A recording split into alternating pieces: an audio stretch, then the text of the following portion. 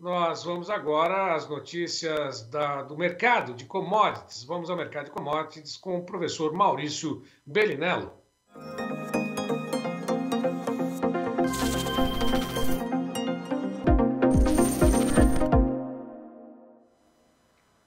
Maurício, boa tarde para você. Como vai? Tudo bem? A temperatura muito baixa em Curitiba, não? Aqui depende do que você determina como muito baixa, Braga, porque aqui em Curitiba o muito baixo não serve de parâmetro. Estamos com uns 13 graus aqui em Curitiba agora, mas estamos com chuva, né, há muito tempo aqui. Está chovendo quase que de forma ininterrupta há uns 15 dias já, Braga. 15 dias, né? Bom, a temperatura é bem próxima, 14 graus aqui em São Paulo, também aquela chuvinha bem molhadeira, né? Aos pouquinhos, isso. Mas é bem isso aí. Posso já começar com uma boa notícia? Vamos lá, vamos lá. Pode sim, claro. Ontem eles comentaram com a gente, o João, para a gente falar de boi gordo hoje, né? O problema é que está muito em cima, Braga. O contrato de outubro, que é o principal contrato da B3, que é o BGI-V, né? A letra V. Eu honestamente acho que encontramos um fundo, Braga. Essa faixa dos R$305 na referência, eu acho que é um fundo que está se conformando bem bonito. O problema é que está muito em cima, né? Nós estamos no contrato no outubro, falta pouco tempo. Para fazer a liquidação desse contrato, portanto... Ou para fazer um hedge, por exemplo, uma movimentação a favor da alta, né? A gente precisaria pegar algum contrato mais longo, só que o problema é que os demais contratos, o X, o V, por exemplo, que é o de dezembro, são contratos pouquíssimo líquidos, né? Então, infelizmente, acaba por não compensar. O de novembro também, que está perto de 316, eu pessoalmente acho que encontramos um fundo no boi gordo, mas, de novo, isso para o abate que vem agora, né? Exatamente essa preocupação, e o pecuarista sabe que nesse período do ano, em anos anteriores, o ano passado foi atípico por causa do embargo imposto pela China, né? Que durou ali até meados de dezembro, os preços recuaram bastante. Mas nos períodos anteriores, o vencimento de outubro sempre representava o pico da entre-safra e os valores disparavam. Agora a gente não sabe exatamente como é que está acontecendo, até porque a indústria alega um alongamento das escalas até o final do mês. E é lógico, quem procura se proteger está travada a posição. Agora, o fato é, aquele pecuarista que acompanha todos esses números diariamente, você comentando sobre outras commodities, tua especialidade de petróleo, mas tem clientes para soja, clientes para o milho, para o mercado cambial, enfim, ele tem essa possibilidade de fazer opções também, né? Como ele pode fazer? A quem ele deve recorrer, Maurício? No caso do pecuarista brasileiro, né, para ele operar o que a gente chama das opções de boi gordo, tem que ser via B3. Até existe um contrato, na verdade nos Estados Unidos existe contrato de boi gordo, de bezerro, de porco e de leite. Tem os 4 contratos negociáveis lá fora. No Brasil, você tem apenas o contrato de boi gordo e você não pode usar o contrato dos Estados Unidos, porque é uma dinâmica totalmente diferente da dinâmica brasileira do contrato de boi gordo, né? Então é via B3 e você pode fazer via principais corretoras do Brasil, das quais eu não ganho nada em nenhuma delas, mas não me custa nada indicar, né? A XP, o BTG Pactual, a Nova Futura, né? Tem uma série de corretoras do Brasil que o problema entre aspas, é uma característica do mercado. Você vai ter que ligar na corretora e pedir cotação, né? Eu estou em umas operações, a gente já está encerrando, na verdade, algumas operações, até por causa do prazo mesmo do contrato de boi gordo, porque o contrato mais líquido na B3 é o contrato de outubro, que é o auge da entre-safra no Brasil, curiosamente, né? Então, o pecuarista brasileiro tem toda a condição de fazer travamento de preço de referência. Lembrando, ninguém está falando do preço que o frigorífico vai te pagar, porque isso é o preço no físico, né, que a gente chama. Mas o preço na referência, que é a B3, qualquer pecuarista pode travar via telefone nas principais corretoras, assim como você poderia fazer na soja e no milho. Há 1 ano e meio atrás isso era quase um sonho, mas João e eu estamos aqui numa briga diária e a liquidez em contratos de boi gordo nas grandes corretoras se tornou algo mais normal hoje, Braga. Não, é exatamente nesse sentido que o pecuarista tem que tomar ciência, né? Nesse momento, muitos fazem os contratos a termo, entregam os preços acertados anteriormente com a indústria, mas chega lá, os preços acabam não cobrindo ou fechando a conta do produtor. E no caso, no contrato de opções, ele paga lá uma parcela, uma fatiazinha, né, de cada contrato e faz essa operação, ele se protege pelo menos dessa variação, nessa oscilação de preço que a gente está acompanhando. E Exato, funciona assim para outras commodities, né? Para qualquer uma, na verdade. Você vai travar o preço de referência em bolsa, né? Inclusive, eu falei ao vivo aqui durante um tempo, eu estava até falando com você no dia lá, quando eu estava perto de R$ 340 na referência, né? Que a minha opinião é que o mercado viria para baixo mesmo, né? E daria um bom travamento. Então, assim, no mínimo você teria garantido ali em 335, alguma coisa assim, R$ 30 acima da referência de agora por arroba, né? Ou seja, essa é uma alternativa para qualquer agricultor, desde que, obviamente, entenda como isso funciona, né, Braga? Porque não é simplesmente abrir a conta na corretora e achar que vai fazer isso rapidamente, né, de um passe de mágica. Existe técnica, existe forma, existe estratégia, mas que certamente está ao alcance de qualquer produtor brasileiro, tá? Lembrando que cada contrato na B3 do boi gordo, Braga, equivale a 330 arrobas, né? Então, a partir de 330 arrobas, você já pode fazer negociações na bolsa.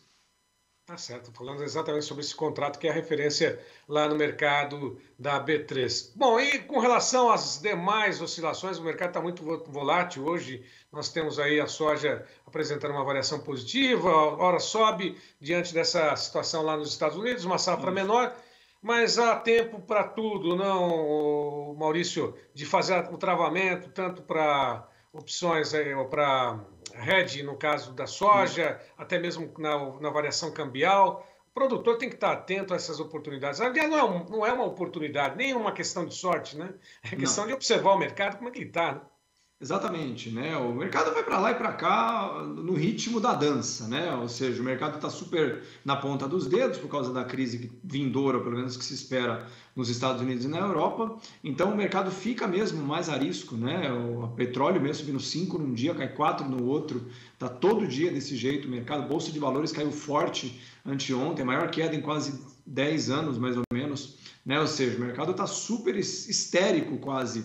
E o agricultor brasileiro não pode cair nesse tipo de conversa, no sentido de ficar se preocupando demais com esse tipo de volatilidade. A soja mesmo, né, ontem caiu, hoje está caindo um pouquinho, agora virou para o positivo e tudo mais, sem ainda perder a principal referência, que é 14,50, né? Ou seja, o agricultor brasileiro tem que ficar muito de olho, porque o que o mercado está nos sinalizando claramente é uma falta de perspectiva clara de para onde os preços vão, Braga.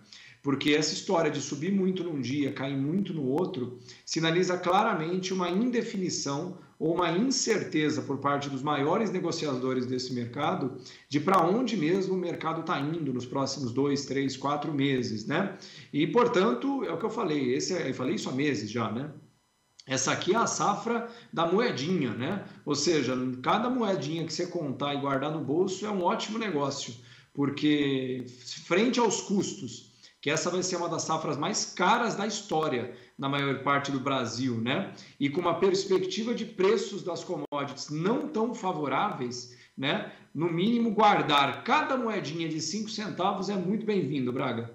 Bom, e esse dólar 5,23 sobe 1% hoje, de olho também na possível alta de juros lá nos Estados Unidos. Mas não adianta ficar imaginando, né? Um dia sobe, outro dia cai um pouquinho. O produtor pode e deve fazer uma proteção também, né? Eu acho que pessoalmente nesse movimento que nós estamos agora, o dólar ainda deve persistir um pouquinho mais na alta, se bem que a indefinição ainda se mantém, mas o dólar é uma variável muito importante na formação de preços da soja, do café, né? Do milho é menos, porque o nosso mercado é mercado interno principalmente, né? O nosso preço é em reais. Na B3 ainda que obviamente o preço do dólar também influencia diretamente, né? Mas o agricultor que olha para o dólar como uma mera curiosidade deveria ficar mais atento a ele, né? Porque pode parecer bobagem, mas na semana passada, no início de setembro, final de agosto, o dólar estava R$5. Agora ele está batendo 5,25. A gente está falando, por exemplo, no preço da saca, Braga, de 8 a 10 reais a mais, só por causa do dólar, né? Ou seja, é uma variável muito importante que deveria ser acompanhada. Bom, e aí é lógico, você, João Batista Olive, montaram um curso de introdução ao mercado de commodities. Esse curso está sendo um sucesso, está na 8ª turma. Todo dia a gente ressalta isso daí, para mostrar exatamente para o produtor que há possibilidade de garantir que a família não tenha perda de renda também, né? Porque não é proteção apenas dos preços, né? É a família toda que está envolvida, o próprio negócio envolvido, uma proteção como essa, fazer um hedge e outras operações. Exato, Braga. Não existe proteção de preços, na verdade. Existe proteção de margem, né? Ou seja, o agricultor como é que chama? Não protege preço. Quem protege preço é a COFCO. Quem protege preço é a Cargill.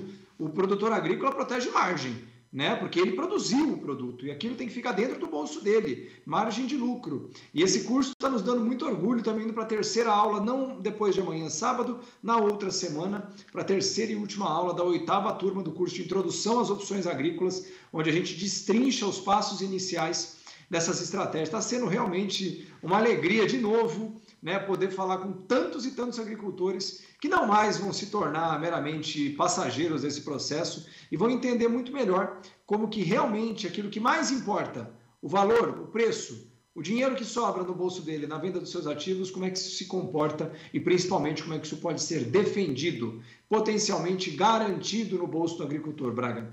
Tá certo.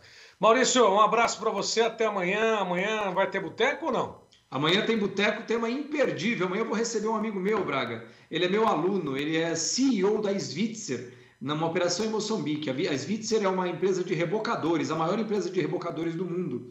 E ele está envolvido no projeto logístico de Moçambique, que vai levar gás da maior bacia de gás encontrada no mundo em 20 anos em Moçambique para a China e para a Europa, através do mesmo corredor logístico que muito em breve vai levar soja e milho para a China, vindo da África. A gente vai destrinchar o assunto África amanhã no meu Boteco do Mal, lá no meu Instagram, @Maurício Bellinello, é às 9h45 da noite, estou fazendo de propósito um pouco mais tarde, porque esse meu amigo mora em Dubai e ele vai entrar direto comigo de Dubai para falar sobre isso. Braga, é sensacional, imperdível. Imperdível, sem dúvida nenhuma. Vou acompanhar também. Maurício, um abraço para você, então. Até amanhã. Um grande abraço, Braga. Um ótimo abraço a todos. Aproveitem sua tarde.